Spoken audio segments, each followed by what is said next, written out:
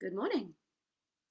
I think we're on day 16 and I have finally got this live thing correct, knowing exactly when we're live and it's good to speak. So, good morning.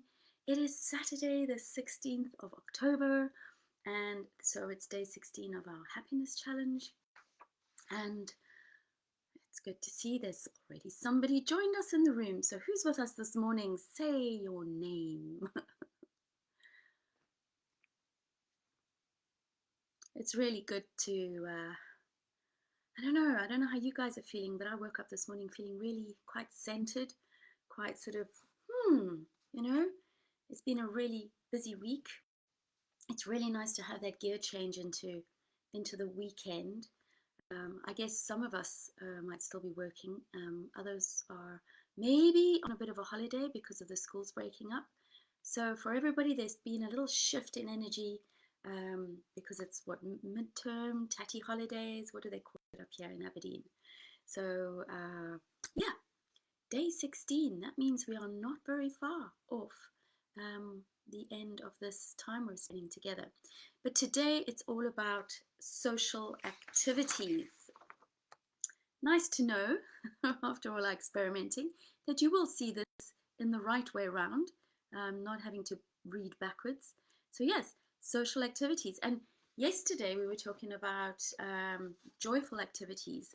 And so if I have to be honest, I would say that some of the things I referred to yesterday as an activity could easily be transported into today's conversation as well. But the most important thing about what I want to talk about today is social activity. This is the one thing that if I had run this program pre-COVID, I could have gone straight in and said, get out there. Hugging is such a vital part to life. Being connected to people, touch, um, you know, we are social beings. We are meant to interact with other people. We're meant to share ideas, talk, communicate, um, be together, hang around together in tribes and clusters and groups. I mean, we're doing that here, except we're all in our own spaces connecting. That is our natural sort of state to be in. They even talk about when you want to think about babies that are born prematurely or very early and they have to be in the hospital in an incubator to keep them warm and maybe on a few devices. To just touch that baby and hold it is more magical and more helpful to its ability to sustain itself in those moments than to just leave it to lie there. We need touch to exist. And we've just been through a period of time where a lot of people were actually finding themselves isolated in their homes all on their own. Others found themselves cooped up in small spaces with lots of extra people. And in this whole situation, there wasn't this encouragement to perhaps have connection because people were spending too much time together or not spending any time together with one another. I don't want to overcomplicate the whole scenario we've just been through. But in essence, even when we go to talk about people's mental health and well-being, interacting and having social activities with others is actually a very, very important part to our existence being happy and successful in this life. Now, we're all different personalities, and some people love being around other people more than others. But even people who are more introverted and insular can enjoy a social interaction at their level, talking about things, and even just sitting next to somebody not talking can be, in a way to have social interaction. So we have three of you bright and early this morning. This is pretty amazing. Who are you? Please say hello. Hi, Claire. Morning, Susan. And who is our third person that is here with us? Say your name and let us see who you are. But the thing is that we tend to get very caught up in our lives. We can sometimes forget that what we're doing every day when we're working with people, when we're doing our work or we're with our family, just running life, although that is interacting and it's connecting with others, sometimes social activity is about going out with people we want to spend time with and actually having a more deep-seated conversation, a deeper connection, not just a work meeting or what are we having for dinner tonight, or let's go watch a movie. It's about connecting with another person, and that you can do in many ways. You can go for walks, you can go meet someone for a cup of coffee, you can invite people over for a meal and have laughter and chat and everything. And thank goodness we are doing this experience when we are actually back to a stage where we are allowed to interact, socialize, and connect with people again. The thing is, a lot of us have forgotten how to do that, and it's quite important to get back on that horse and get out there and socially engage with people that you care about, or even perhaps people you haven't met before.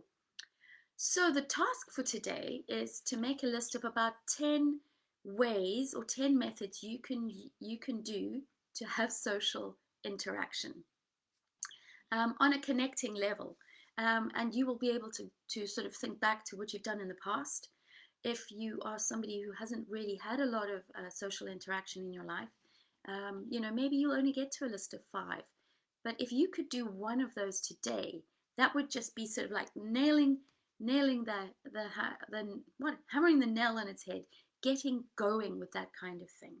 Now, strangely enough, if I think about last night when I told you I was taking my son was going to the movies and my daughter and I were going to hang out together, my daughter and I had the most wonderful pizza together, and we just sat and we just chatted about life, a little bit about when she was little, a little bit about what she's doing now as a 17-year-old, her studies at college. We just hung out with one another, and that for me is something very special and exciting because she's getting to that age now where we can do those kinds of things. And for me, that connection is so important. My family, they are far, far away in Cape Town.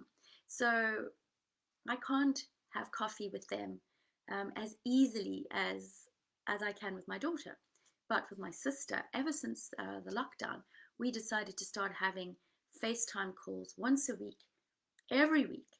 And we did that since March 2020. Now, over the last while, as we've all started being able to get out there more, she has and I have got busier with our connections and social activity where we are. So those conversations have perhaps spread to every 2 weeks, but we are connecting and we are interacting. And that connection we had with one another during lockdown was so, so powerful and so meaningful.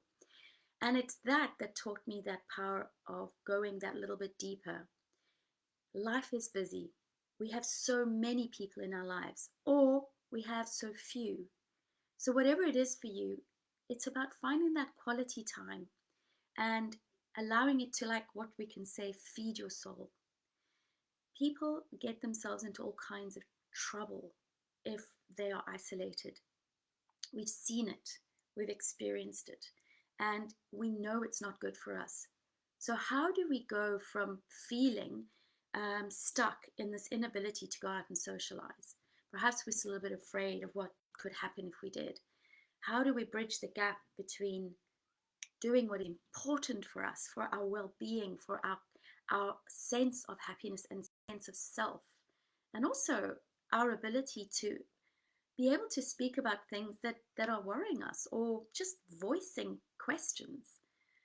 When you start having conversations only with yourself, you can get into what can become a little bit of an unstable situation. If it's difficult things you have to talk about, that's what therapists are for.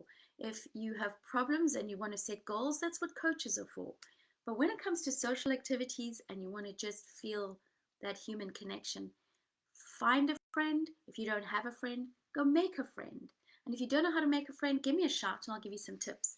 But practice that social connection with somebody, because as much as you're going to give in that situation, you're also going to receive. And that is a very powerful way. you'll see anybody who is in maybe the world of sales, people whose jobs relate to uh, interacting with others to make things happen in their business or for the business they work with. They are socializing all the time. They're out there, they're verbalizing, they're expressing, they're laughing, they're maybe getting frustrated, they're doing all these things. These people tend to be seem or show themselves to be really a lot happier than people who pretend, or not pretend, wrong word, but people who tend to be in work where they're at a computer all day, really not interacting with others much, but just doing work on the computer. Now think about your kids. Now think about anybody who's just gaming all day, not having interaction of a real nature. This is where things can get complicated. And so this activity is quite a lovely one. And again, why not add it to your fridge list? Get a couple of magnets when you go shopping today on your to-do list. Magnets for the fridge. And so you've got your joyful activities. Now you can streamline those to become more things that you do for you, like knitting, crafting, fishing, golfing, whatever it is that you can do together with somebody or on your own. And then you can have your social activities. What would you like to do more of that you remember doing a lot of? And how can you have that regular connection with other people? Remember, as much as you're getting that connection, you're also giving somebody else that connection. So maybe you know somebody who is more isolated, who doesn't get out that much. Reach out to them and maybe go for a walk or meet for a coffee or something simple, but just talk about what they're interested in and what you're interested in, and give some feedback. So guys, I love the shares you gave yesterday with your activities. I thought that was pretty amazing. Why don't you all just drop on, once you've thought about it, one type of social activity that you really like doing, and what are you going to do today? I would love to hear that. Okay, that would be really cool. So hi Mish, how lovely to have you join us today. I know how busy you've been, so this is probably one of your very first visits, and it's super to have you here. Mish is my sister in Cape Town, and she is the one who I have been connecting with through lockdown. And Mish, I'm sure you can agree, we have had the most amazing 4-hour marathon connections. And really, that is just absolutely, well, I guess, solidified our sistership or sisterhood. But we've just learned so much about each other and about ourselves in those conversations. And I absolutely value it. So what is valuable for you in your social connections? And what do you get from it that really feeds your soul? So just have an amazing day. Think about this, make your notes, and add that list to your fridge. I think sometimes we forget that things are in our head so much that we're thinking, oh, I must do this, I must do this. But until we actually put it down somewhere where we can keep it solid and see it. I drink a lot of tea and coffee, so every time I go to the fridge, I see my lists on the fridge, and that is pretty amazing. So it'll just remind me of the activities I can do. And you know what? When my kids go to the fridge, they also see my list. So in some kind of sidestep, they're getting to think about maybe activities that they might like to do. And so we spread this idea without making other people do it, you know? We just yeah, share that concept. So that's me, over and out. Saturday is done. You can go out, explore, have adventures, be sociable, or just do a joyful activity, whatever it might be for you. And I'll be back with you tomorrow morning at 8 a.m. And if you're brave enough, you'll be up with me, and we will explore some more. So just have an amazing day, and thanks for hanging around. And don't forget to share anything you think somebody else in the group might benefit from as an idea of a social activity. Maybe somebody's pretty stuck. You might have an idea that might spark a memory for them, and they think, I can do that. So be well, and I'll see you tomorrow morning. Bye for now.